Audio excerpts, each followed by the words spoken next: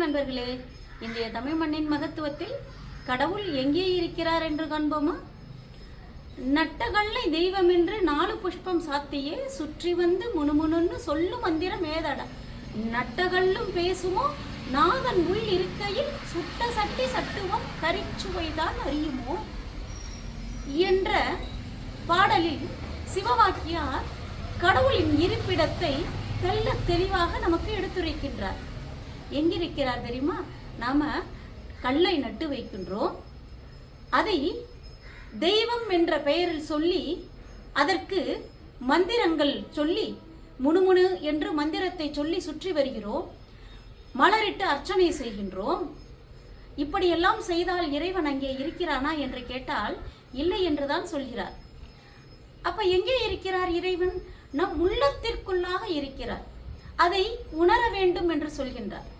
அதற்கு உதாரணமாக ஒரு தெளிவான கருத்தை சொல்கின்றார். ஒரு பாத்திரம் இருக்கின்றது, அதற்குள்ளாக ஒரு கரண்டி இருக்கின்றது. அந்த பாத்திரத்திலே அமிர்தத்தை ஊற்றி வைத்திருக்கின்றார்கள்.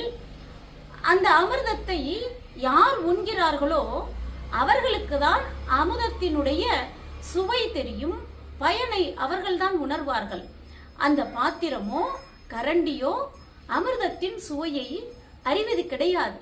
அதுபோலத்தான் உங்கள் உள்ளத்திற்குள்ளாக இறைவன் இருக்கின்றான், அதை உணருங்கள் என்று சொல்கின்றார்.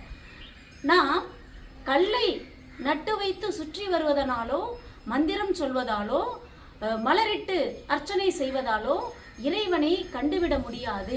நம் மனதிற்குள்ளாக இருக்க வேண்டும், நம் மனதிற்குள்ளாக இறைவு பற்றிய நினைவு இருக்க வேண்டும். இறைவன் அங்குதான் இருக்கிறார் என்பதை தெல்ல தெளிவாக எடுத்துரைக்கின்றார்.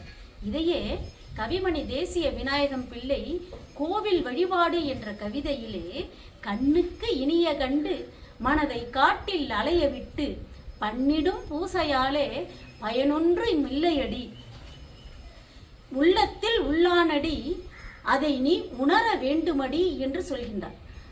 உள்ளத்தில் உணர்ந்தால் கோவில் உள்ளேயும் நம்மால் காண முடியும் என்பதை குறிப்பிடுகின்றார். கண்ணிலே அன்பிருந்தால் கல்லிலே தெய்வம் வரும் என்று சொல்வார்கள்.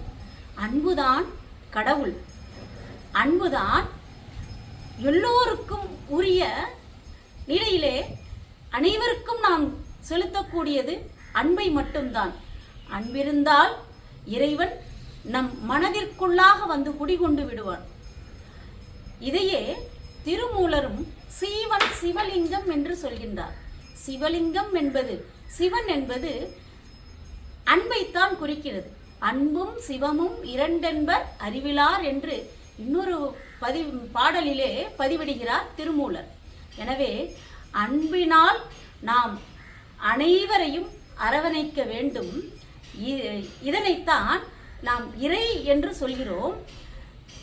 இறைவன் நம் உள்ளத்தில் இருப்பதை உணர்ந்தால் உலகத்தினர் அனைவரையும் நம் வயப்படுத்தலாம்.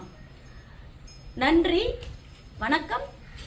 நலம் தரும் இன்னொரு பதிவில் மீண்டும் காணலாம்.